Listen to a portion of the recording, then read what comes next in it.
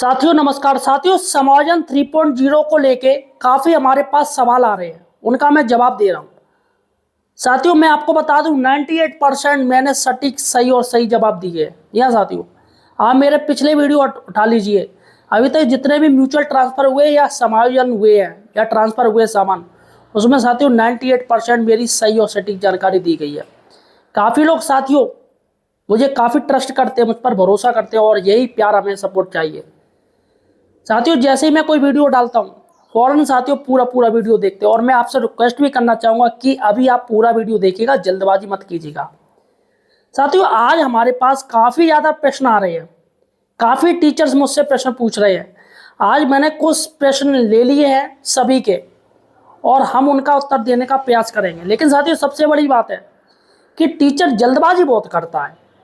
अरे थोड़ा लंबा वीडियो हो गया, अरे भैया तो लंबा वीडियो हो गया। भाई कोई चीज़ आपको कोई चीज़ है, आपको शंका है कहीं मेरा समायोजन 3.0 में नाम नहीं आ जाए, तो भैया आपसे तो रिक्वेस्ट कर रहा हूँ वीडियो पूरा देखिएगा ताकि आपको जानकारी हो सके और आने वाली जो प्रॉब्लम है आपको कभी भी आ सकती है उससे बचा जा सके। तो थोड़ा बहुत वीडियो लंबा बन जाता है, लेकिन साथियों यहाँ पर मैं पूरा टॉपिक लेके चलता हूँ। देखिएगा समायोजन 3.0 को कौन करवा रहा है? माननीय हाई कोर्ट जज साहब के द्वारा ये समायोजन 3.0 हो रहा है। क्यों? क्योंकि साथियों सरकार की तरफ से पॉलिसी फेल हो चुकी है। तमाम बेसिक शिक्षा अधिकारियों को बार बार लखनऊ से इंस्ट्रक्शन दिए जाते हैं, बार बार साथियों शासनादेश लाया जाता है, बार बार किया जाता है, फिर भी बेसिक शिक्षा अधिकारियों की तरफ से कोई कार्य पूरा नहीं होता है और बेसिक शिक्षा अधिकारियों की तरफ से कुछ ना कुछ झोल डाल दिया जाता है जिससे साथियों रट्टा होता है और वो रट्टा पहुंचता है हाई कोर्ट। अपर मुख्य सचिव बेसिक पार्थ सारथी सेन शर्मा भी परेशान हो गए क्योंकि साथियों वो पॉलिसी पूरी नहीं हो पा रही। कहीं सीनियर का हटाओ तो सीनियर हाई कोर्ट पहुंच जाएगा, मार्क्स स्टे ले आएगा, अटक गया मामला। जूनियर का हटाओ तो जूनियर पहुंच जाएगा, अटक गया मामला। तो इसलिए साथियों मजबूरी में अब हाई कोर्ट के ऊपर ये सारा काम डाल दिया गया। अब चूंकि हाई कोर्ट खुद अपनी मॉनिटरिंग में ये करवा रही है तो ओबियसली साथियों इसमें आप रिट तो डाल ही नहीं सकते और ना ही हाई कोर्ट के ये आदेश को चैलेंज कर सकते हो।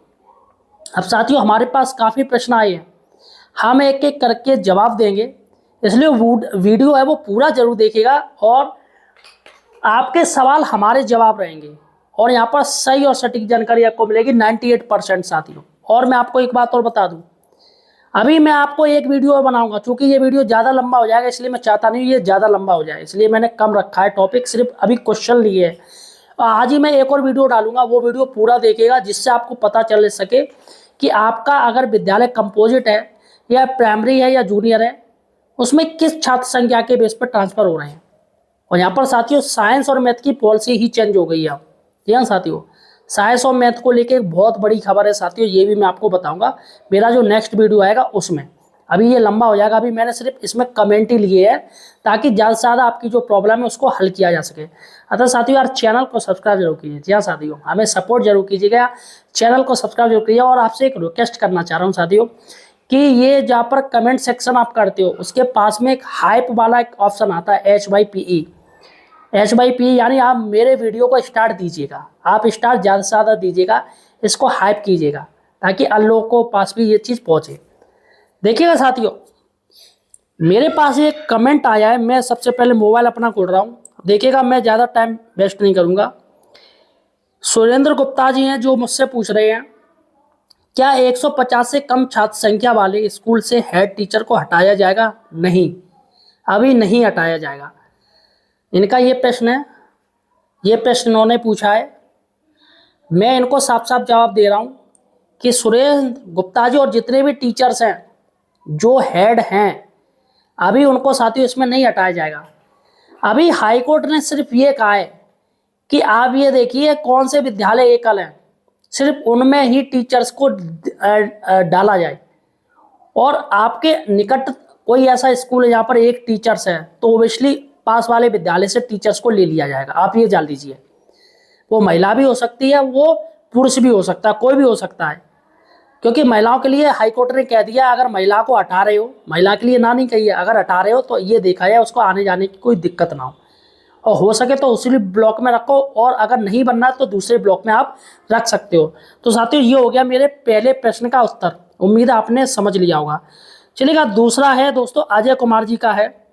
इन्होंने मुझसे प्रश्न पूछा है म्यूचुअल ट्रांसफ़र होगा या नहीं होगा, ये इनका प्रश्न है। देखिएगा साफ साफ, तो मैं आपको बता दूं अभी म्यूचुअल ट्रांसफ़र नहीं होगा।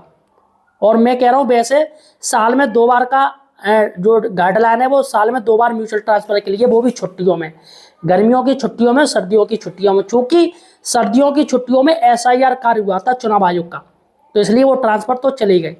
अब NPR का काल लग गया है, जनगणना का, तो साथियों अब म्यूचुअल ट्रांसफ़र नहीं होंगे। आप ये जान लीजिए कि मई जून में म्यूचुअल ट्रांसफ़र नहीं किए जाएंगे। और जहाँ तक मुझे उम्मीद है कि सर्दियों में भी म्यूचुअल ट्रांसफ़र नहीं किए जाएंगे, क्योंकि जब तक जनगणना का कार्य पूरा नहीं हो जाएगा तब तक म्यूचुअल ट्रांसफ़र नहीं किए जाएंगे, ऐसा साथियों सरकार ने कहा है। चलेगा साथियों, अब है रामकिट वाजपेयी हैं, ये कह रहे हैं सर मेरे स्कूल में 50 से कम बच्चे हैं तो क्या मर्ज होगा? यस, मर्ज की भी साथियों पॉलिसी चल रही है, क्योंकि सुप्रीम कोर्ट को स्कूल मर्ज की हरी झंडी मिल चुकी है, आप ये जान लीजिए। और सरकार ने इसकी गाइडलाइन बना दी है। प्राइमरी स्कूलों में 1 किलोमीटर के दायरे में 50 से बच्चे कम होंगे वो स्कूल मर्ज किए जाएंगे। और जूनियर में कर दिया है 3 किलोमीटर। यहाँ पर 3 किलोमीटर से दायरे में कोई जूनियर होगा तो वहाँ पर उसको मर्ज कर दिया जाएगा, यानी कि 3 किलोमीटर तक की दूरी रखेगी जूनियर के लिए और प्राइमरी के लिए 1 किलोमीटर। तो मर्ज होंगे, लेकिन अभी नहीं होंगे। अभी सिर्फ जो मैटर है वो सिर्फ यही चल रहा है कि हर स्कूल में 2 टीचर्स होने चाहिए, लेकिन मर्ज जरूर होंगे। चलेगा, आशुतोष भिंडी जी कह रहे हैं सीनियरिटी स्कूल से मानी जाएगी या डिस्ट्रिक्ट से, ये इनका प्रश्न है। सीनियरिटी, ये काफ़ी लोगों के प्रश्न है, आज मैं इसका जवाब दे रहा हूँ, अच्छे से सुन लीजिएगा। इन्होंने प्रश्न पूछा है कि सीनियरिटी स्कूल से मानी जाएगी या फिर डिस्ट्रिक्ट से। देखिएगा, मैं आपको बता दूं, अभी जो नई शिक्षा नीति आई है NEP, उसमें साथियों सीधे सीधे ये जो सीनियरिटी जूनियरिटी को लेके जो जिले के अंदर मैटर चल रहा था वो बिल्कुल हटा दिया। उस चीज़ का जो विवाद था वो बिल्कुल ख़त्म कर दिया सरकार की तरफ से। अब कैसे, एक एग्जाम्पल दे रहा हूँ। A और B और C ये 3 टीचर्स हैं, इनकी नियुक्ति होनी है। टीचर A, टीचर B और टीचर C, ये 3 टीचर्स हैं, ठीक है। अब इनकी जो ज्वाइनिंग होगी वो 1 जनवरी 2026 को होनी है, ध्यान दीजिएगा। इनको ज्वाइनिंग लेटर दे दिए गए, 15 दिन का समय दिया गया है और ज्वाइनिंग डेट जो शुरुआत हो रही है वो 1 जनवरी 2026 से हो रही है। यानी कि इनको तीनों को 15 जनवरी 2026 तक लेना है, हर हाल में ज्वाइन करना है, 15 दिन का टाइम होता है। और तीनों के स्कूल भी एक ही हैं, इनको एक ही स्कूलों में भेजा गया है, ABC, ठीक है। अब क्या हुआ, A वाले ने, जो A टीचर है, उसने 1 तारीख को ही ज्वाइन कर लिया, पहले दिन ही ज्वाइन कर लिया, स्कूल जाके ज्वाइन कर लिया। B वाले ने ज्वाइन किया है 8 तारीख को, 7 तारीख को, ठीक है, या 5 तारीख को, जो भी आप मान लीजिए, मतलब एक के बाद उसने ज्वाइन किया। और C वाले ने ज्वाइन किया 15 तारीख को ही, यानी लास्ट जाके, जो लास्ट जो क्राइटेरिया था, डेट थी ज्वाइनिंग करने की, उसने लास्ट जाके किया दोपहर में। तो यहाँ पर साथियों अब इसमें सीनियर कौन माना जाएगा, A या B या C? अभी तक जो नियम चला रहा था पिछला नई शिक्षा नीति पॉलिसी से पहले, इसमें जो पहले स्कूल ज्वाइन कर लेगा वो सीनियर माना जाएगा, यानी कि A सीनियर माना जाएगा और B उससे जूनियर माना जाएगा और C सबसे लास्ट में जूनियर माना जाएगा। ये साथियों ऐसा कहा गया है। लेकिन साथियों अब जो नई शिक्षा नीति आई है उसमें स्कूल वाला पॉइंट हटा दिया गया है, आप ये जान लीजिए। अब जो नियुक्ति आपकी प्रथम नियुक्ति मानी जाएगी वो सीनियरिटी जो मानी जाएगी वो जिले की मानी जाएगी। जी हाँ, जैसे A वाला चाहे वो 1 तारीख को ज्वाइन करे, B वाले ने 7-8 तारीख को ज्वाइन किया और C टीचर्स ने 15 को किया है, तीनों की दोस्तों एक ही मानी जाएगी। इसमें ना तो कोई पहला है ना कोई बाद में, इनकी एक ही रखी जाएगी, इसमें कोई सीनियर नहीं है। लेकिन अगर सीनियरिटी की बात होगी तो इसमें वो सीनियर होगा जिसकी डेट ऑफ बर्थ ज़्यादा होगी, जिनकी डेट ऑफ बर्थ ज़्यादा होगी। अब आप कहोगे कि सर दोनों की डेट ऑफ बर्थ सेम हुई, तो देखिएगा कभी भी डेट ऑफ बर्थ सेम नहीं हो सकती, आप ये जान लीजिए। मैं एग्जाम्पल दूं, अगर आपका साल इक्वल है, जैसे 1990 उसका भी, 1990 उसका भी है, तो यहाँ पर महीना अलग होगा। और महीना भी अगर मंथ भी सेम है तो निश्चित ही तारीख जो डेट है वो अलग होगी, वो कभी इक्वल नहीं हो सकती। रेयर केस में ऐसा हो सकता है, लेकिन सेम स्कूल में ऐसा नहीं हो सकता है। तो ओबियसली जिसकी डेट ऑफ बर्थ ज़्यादा होगी वो सीनियर माना जाएगा। तो यहाँ पर ए और बी और सी चाहे वो 1 तारीख को ज्वाइन करें चाहे 15 तारीख को ज्वाइन करें, तो इसमें स्कूल की कोई सीनियरिटी नहीं मानी जाएगी। इसमें सीधे सीधे जिले की होगी कि जिले में आपने कब ज्वाइन किया वो माना जाएगा। तो स्कूल से सीनियरिटी हटा दी गई है। अब बस सीधे सीधे ये रहेगा कौन सीनियर है इसमें, और भी कुछ भी नहीं है। ठीक है साथियों। उसके बाद है अजय कपिल जी जो पूछ रहे हैं, 150 से कम छात्र संख्या वाले स्कूल में काफ़ी मात्रा में हेड टीचर्स हैं, उनको कहाँ एडजस्ट करेंगे। 100 कम से छात्र संख्या, देखिएगा इन्होंने ये पूछा है, ये इनका प्रश्न है। देखिएगा मैं आपको बता दूं, ये आपके सोचने का नहीं है काम, ये सरकार सोचेगी उनको कहाँ करना है। फिलहाल जहाँ तक मुझे उम्मीद है वो जूनियर के सहायक बनाए जा सकते हैं। काफ़ी टीचर्स हैं जो आर्ट साइड से हैं और वहाँ पर विषय से रिलेटेड आर्ट साइड से जो टीचर्स हैं, जो अंग्रेजी संस्कृत के हों, सामाजिक के हों, हिंदी के हों, तो उनकी जूनियर में काफ़ी ज़रूरत है, क्योंकि मैथ साइंस के ज़्यादातर टीचर हटाए जा चुके हैं। तो ऐसे में जहाँ पर कम हेड है, जहाँ पर हेड की आवश्यकता नहीं है, 150 से कम जो टीचर्स हैं जिनकी संख्या ज़्यादा है, वो ओबियसली जूनियर के सहायक बनाए जाएंगे। आप ये जान लीजिए कि अब जूनियर में कोई प्रमोशन नहीं होना है और ना ही जूनियर में कोई सीधी भर्ती होगी। तो इन्हीं को हटा के जूनियर का सहायक बनाया जाएगा, जो कि समायोजन 1.0 में किया गया है। ठीक है, अब चलेगा साथियों। अब ये पूछ रहे, रश्मि सिंह पूछ रही हैं, 3.0 में जो लोग ज्वाइन कर चुके हैं उनका क्या होगा। देखिएगा ये इनका प्रश्न है, उम्मीद है आपको साफ साफ आ रहा होगा प्रश्न। देखिएगा रश्मि जी, मैं आपको बता दूं, जिन्होंने ज्वाइन कर लिया उनके लिए कोई खतरा नहीं है। हाई कोर्ट ने यह आदेश पहले से कह दिया है कि जो ज्वाइन कर चुके हैं उनको छेड़ा ना जाए, लेकिन जिन्होंने ज्वाइन नहीं किया है ओबियसली उनको हटाया जाएगा। और उनको तब हटाया जाएगा जब उनके निकटतम विद्यालय में कोई टीचर नहीं होगा, तो ओबियसली उनको हटा के उस स्कूल में भेज दिया जाएगा। इसमें कोई हीला हवाली नहीं चलेगी, क्योंकि अब हाई कोर्ट इस चीज़ की मॉनिटरिंग कर रहा है। तो जो ज्वाइन कर चुके हैं उनके लिए कोई दिक्कत नहीं है, लेकिन जहाँ पर एकल विद्यालय हैं और पास वाले विद्यालय में काफ़ी टीचर्स है, तो वहाँ से हटा के इस दूसरे एकल वाले विद्यालय में भेज दिया जाएगा। चलेगा। उसके बाद श्रुति जी पूछ रही हैं, दिव्यांग महिला का क्या होगा, ये इनका प्रश्न है। दिव्यांग महिला का, देखिएगा यहाँ पर मैं आपको बता दूं, हाई कोर्ट ने जो आदेश दिया है उसमें दिव्यांग या असाध्य रोगी ये सब हटा दो। उसमें सिर्फ कॉमन सभी के लिए इस्तेमाल किया गया महिला, जो महिलाएं हैं कॉमन सभी के लिए। उसमें यही कहा गया है कि महिलाओं को ज़्यादा से ज़्यादा निकटतम विद्यालय दिए जाए और ऐसे दिए जाएं जो रोड के नज़दीक हो। चूँकि आप नौकरी कर रही हैं, तो नौकरी में आप ये कहो कि भैया दिव्यांग है तो उनको दूर ना फेंका जाए, ये ना किया जाए। इसके लिए हाईकोर्ट ने कह दिया, हाँ अगर आपको दूर फेंका जा रहा है तो इसलिए आप एक एप्लीकेशन दे सकते हो। और साथियों दूसरी बात ये है कि जिला स्तर से भी आपकी जो डीएम साहब है, आप वहाँ जाके अपनी प्रॉब्लम बता सकते हो। अगर आपका समायोजन 3.0 में नाम आ रहा है और आपको कहीं दूर दिया जा रहा है, तो ओबियसली आप अपना नाम हटवा सकती। क्यों? क्योंकि आप दिव्यांग हैं। तो दिव्यांग के लिए साथियों स्पेशल पॉलिसी भी होती है। और चूँकि नियुक्ति में भी आपको ऑप्शन मिलते हैं, सबसे पहले जो नियुक्ति होती है, जिनको ऑप्शन के लिए बुलाया जाता है चॉइस करने के लिए, वो दिव्यांग वालों को बुलाया जाता है। वो जेंट्स भी होते हैं, महिला भी होती है, तो दोनों होते हैं। तो इनको ऑप्शन मिलते हैं। जब इनको नियुक्ति के टाइम ऑप्शन मिल रहे हैं तो ऑब्वियसली इसमें भी ऑप्शन दिए जाएंगे। आप डरिएगा मत। आपका अगर नाम आ रहा है तो ऑब्वियसली जाके आप डीएम साहब को आप अपनी आपत्ति दर्ज करा सकते हो। उसके लिए 7 दिन दिए गए हैं, स्पेशली इसलिए दिए गए हैं। ठीक है साथियों। उसके बाद क्या हेमलता जी पूछ रही हैं, यदि स्कूल में 110 स्टूडेंट हैं तो क्या हेड टीचर का समायोजन होगा? क्या 1 हेड टीचर और 2 असिस्टेंट हैं? तो यदि स्कूल में 110 स्टूडेंट नहीं होगा, ये इनका प्रश्न है।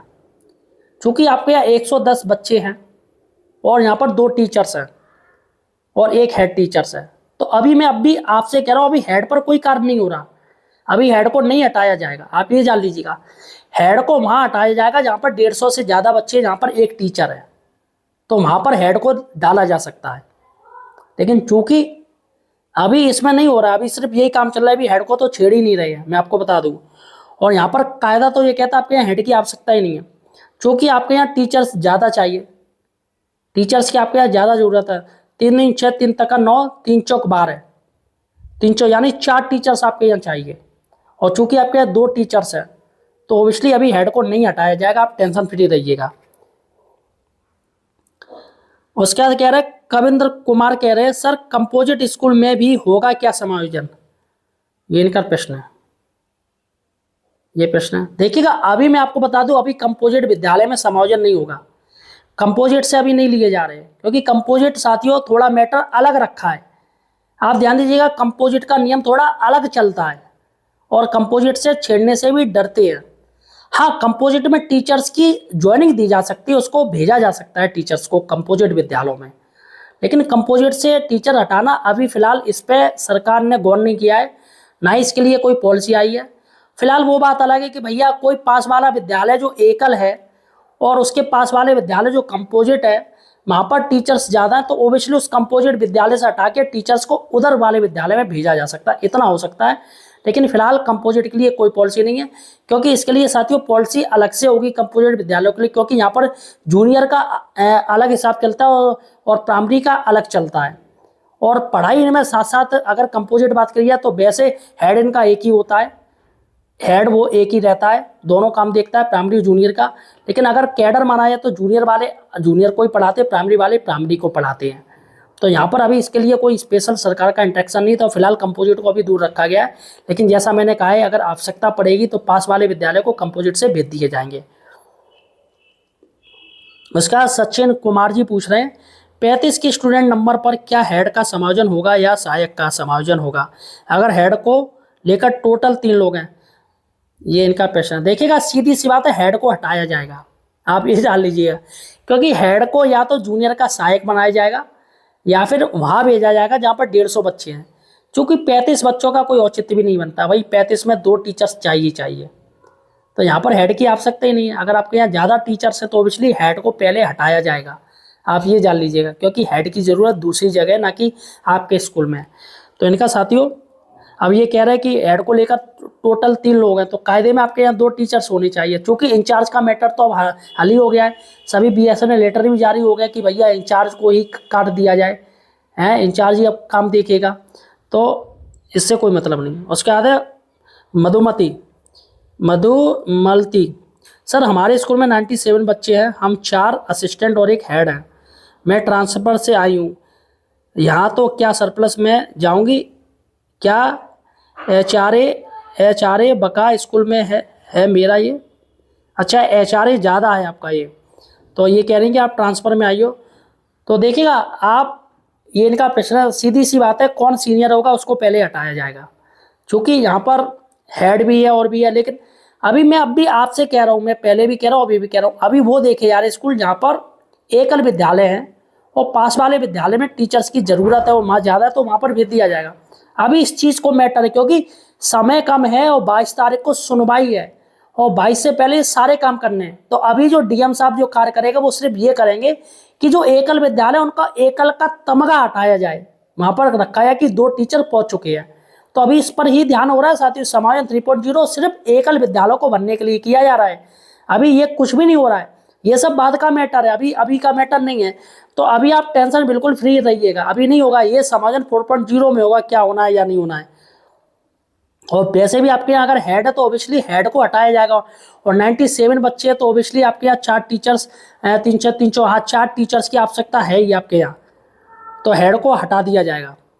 चलेगा। बेबी कुमारी जी पूछ रही हैं यदि दो ही टीचर्स हैं वह भी साइंस के, तब उस केस में क्या होगा। ओबियसली एक टीचर हटाया जाएगा।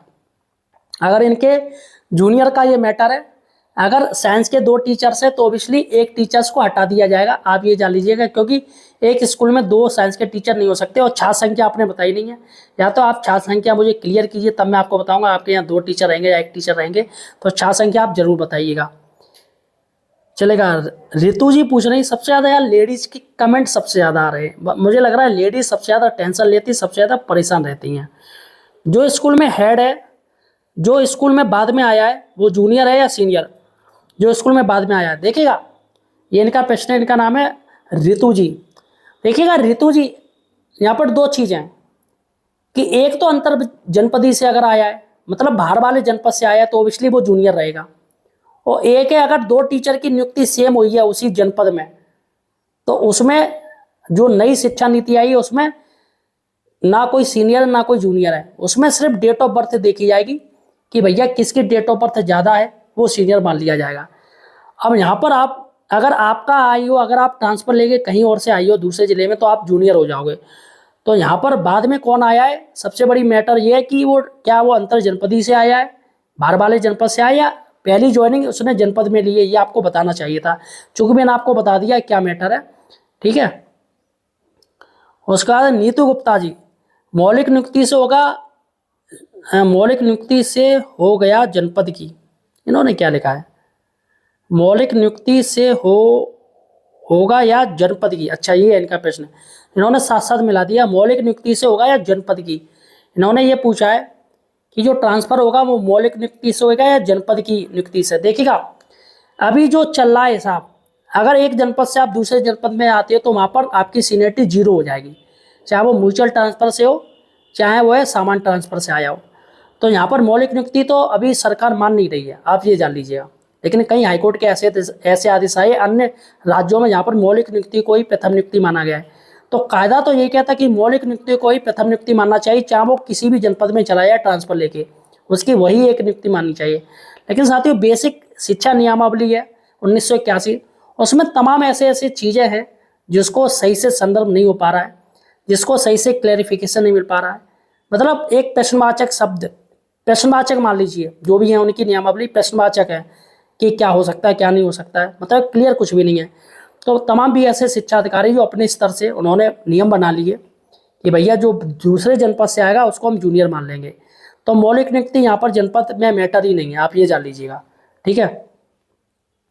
उसके बाद है SK गुप्ता, जिनकी BLO ड्यूटी जनगणना ड्यूटी लगी है, उनका होगा कि नहीं, बकवास ट्रांसफ़र पॉलिसी रहती है। बिल्कुल होगा, बिल्कुल होगा। देखिएगा SIR का कार्य खत्म हो चुका है और जनगणना जो राज्य सरकार के अधीन है, राज्य सरकार इसको करवा रही है, इसमें कोई इलेक्शन कमीशन ऑफ इंडिया का इन्वॉल्वमेंट नहीं है, जनगणना का मैटर अलग है। ओबियसली अगर जिसको हटाया जाएगा तो उसको रिलीव फौरन किया जाएगा, क्योंकि हाईकोर्ट का आदेश है, इसलिए हीलाबाली की आवश्यकता ही नहीं है। और यहाँ पर DM साहब किसी से भैया आदेश भी नहीं मांगेंगे या वो इंतजार मारेंगे कि भैया लखनऊ से आदेश आएंगे तब हम काम करेंगे, नहीं, सीधे सीधे हाईकोर्ट ने सीधे सीधे कह दिया कि भैया 2 टीचर हमें चाहिए, कैसे भी आप कीजिए, किसी भी तरीके से कीजिए, चलेगा साथियों। उसके बाद किरण सिंह पूछ रही हैं हेड मास्टर का भी होगा। यस, हेड मास्टर का भी होगा जहाँ पर ज़रूरत है। जैसे कोई विद्यालय जो एक वाले जहाँ पर 150 बच्चे हैं तो ओबियसली वहाँ हेड को भेजा जाएगा और टीचर्स को भी भेजा जाएगा। तो हेड, ऐसे में कहावत है ना, एक तीर से 2 शिकार। तो भैया 150 में वैसे भी हेड एक चाहिए, तो इसी बहाने चलो अभी से हेड डाल दो, तो ओबियसली हेड को डाल दिया जाएगा। उसके बाद है मीना कशिश सिंह कह रही हैं sir in my school 59 student and 4 teachers to senior जाएगा या जूनियर। हाँ भैया, आधी अंग्रेजी आधी हिंदी है, वाह, इनका ये प्रश्न है। ये कह रही हैं इनके 59 स्टूडेंट है, मतलब एक कम 60 है और 4 टीचर्स है, तो सीनियर जाएगा या जूनियर। ओबियसली सीनियर जाएगा, लेकिन जाएगा तब जब पास वाले विद्यालय में, नज़दीक विद्यालय में कोई टीचर्स की कमी होगी। अब आप बताइएगा कि आपके आसपास कोई ऐसा स्कूल है जहाँ पर टीचर्स या एकल हैं, तो ये मुझे कमेंट सेक्शन में बताइएगा। तो यहाँ पर 4 टीचर्स है, तो ओबियसली साथियों इनके यहाँ 2 टीचर्स बनते हैं, तो 2 टीचर्स इनके सरप्लस चल रहे हैं, तो ओबियसली 2 टीचर्स हटेंगे, लेकिन पहले हटेगा सीनियर टीचर्स, और जो भी सीनियर्स होगा उसका हो जाएगा।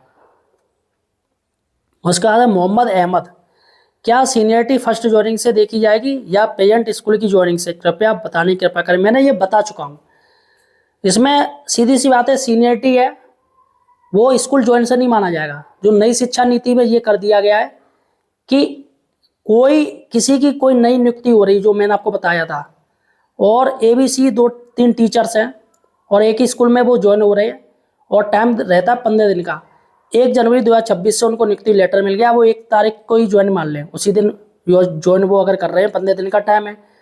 तो ऐसे में A वाले ने अगर जल्दी कर लिया, B वाले ने लेट किया, C वाले ने और लेट किया, तो इससे कोई मतलब नहीं स्कूल में कौन पहले पहुंचा कौन बाद में पहुंचा। अब सीधे से माना जाएगा कि भैया कौन जनपद में पहले है, तो सीधी सी बात है तीनों ने जनपद में साथ साथ ली है, तो ओबियसली जिसकी ज़्यादा एज होगी उसको ही सीनियर माना जाएगा। इस समय यही नियम हो गया है।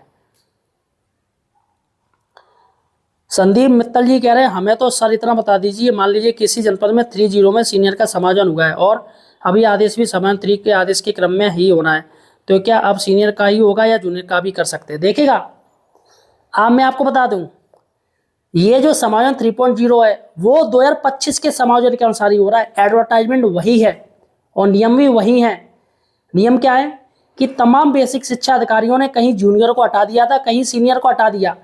तो हाई कोर्ट ने इस चीज़ को नहीं बोला है कि आप पहले जूनियर को हटाइएगा या सीनियर को हटाइएगा।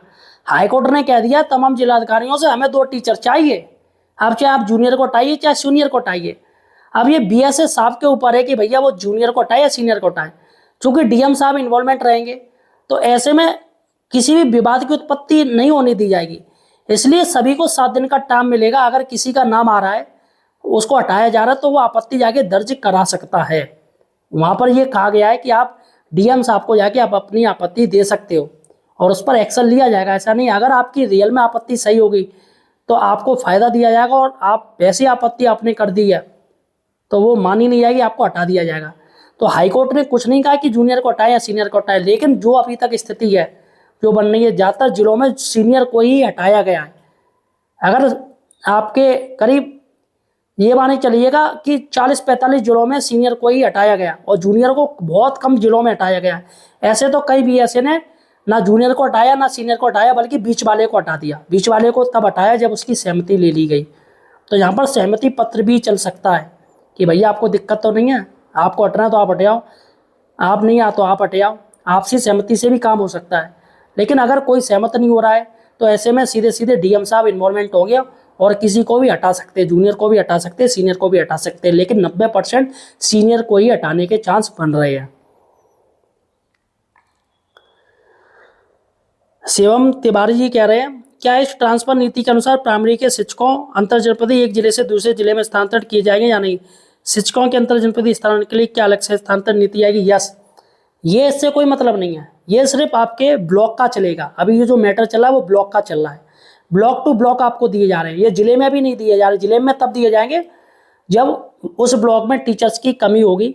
टीचर्स पूरे हो गए हैं लेकिन दूसरे ब्लॉक में ज़रूरत है टीचर्स की, तब उनको हटाया जाएगा वहाँ से, तो दूर फेंका जाएगा। तो अभी कोई अंतर जनपदीय ट्रांसफ़र नहीं होंगे और ना ही सामान्य ट्रांसफ़र होंगे। उसके लिए अलग से शासनादेश आएगा, उसके लिए सारा कुछ अलग से होगा, इसमें नहीं होगा। सुधीर सिंह पूछ रहे, प्राइमरी विद्यालय में हेड को गिना जाएगा, पहला हेड 2 सहायक, तो क्या दोनों सहायक अध्यापक बने रहेंगे? हेड का रिटायरमेंट 2027 में। देखिएगा, अगर हेड का रिटायरमेंट 2027 में तो ओबियसली उनको फ़ायदा मिलेगा। अगर उनका नाम आ रहा है, वो हट रहे हैं, तो ओबियसली वहाँ जाके वो एप्लीकेशन दे सकते हैं कि सर मेरा 2 साल बाद रिटायरमेंट हो जाएगा। तो क्या मतलब है सर, फिर से वहाँ पर टीचर्स एकल हो जाएगा, विद्यालय एकल हो जाएगा। तो ओबियसली साथियों डीएम साहब इस चीज़ को समझेंगे और उस हेड को नहीं हटाएंगे जो रिटायरमेंट हो रहा है 2027 में। उसके बाद मुक्तिनाथ पांडे जी पूछ रहे हैं, क्या इसमें शिक्षा मित्रों का ट्रांसफ़र हो रहा है? Please reply me. नहीं, शिक्षा मित्रों की ट्रांसफ़र की पॉलिसी अलग चल रही है, इसमें नहीं चल रही। ये हाईकोर्ट के आदेश अनुसार हो रहा है और समायोजन 3.0 को ही रिटर्न किया गया है, वापस किया गया है। वही जियो है, वही गाइडलाइन है, उसी के अनुसार यही हो रहा है। लेकिन हाईकोर्ट के आदेश अनुसार में शिक्षा मित्र का कोई मतलब नहीं है, वो अलग से उनका चल रहा है ट्रांसफ़र। और ब्लैक बोर्ड ऑफिशियल पूछ रहे हैं, ट्रांसफ़र ऑनलाइन होंगे या ऑफलाइन? दिव्यांग या मंदित बच्चों के पेरेंट्स कैसे आवेदन करेंगे? देखिए, अभी ट्रांसफ़र नहीं हो रही है, अभी ट्रांसफ़र नहीं है। आप जो कह रहे हैं सामान ट्रांसफ़र की बात कर रहे हो, अभी सामान ट्रांसफ़र नहीं होंगे। इसके लिए एक अलग से पॉलिसी आएगी और जल्दी आ जाएगी। ट्रांसफ़र तो सरकार चाहे तो 7 दिन के अंदर ट्रांसफ़र आपके हो जाएंगे, क्योंकि ये समायोजन 1.0 कितनी स्पीड में हुआ था और समायोजन 2.0 तो उससे भी कम स्पीड, बहुत जल्दी स्पीड में हुआ था। तो 7 दिन के अंदर तो ट्रांसफ़र हो गए थे पूरे। तो कहने का मतलब है कि शायद के सारा जो काम होगा वो ऑनलाइन ही होगा, ऑफलाइन नहीं होगा, सारा काम ऑनलाइन होगा। और दिव्यांग या मंदित बच्चे हैं उनके लिए स्पेशल एक एप्लीकेशन ली जाएगी, वो आप एप्लीकेशन दे सकते हो कि सर हमें ऐसे बच्चे हमारे मंदित हैं या दिव्यांग हैं, तो ऑब्वियसली आपको लाभ मिलेगा।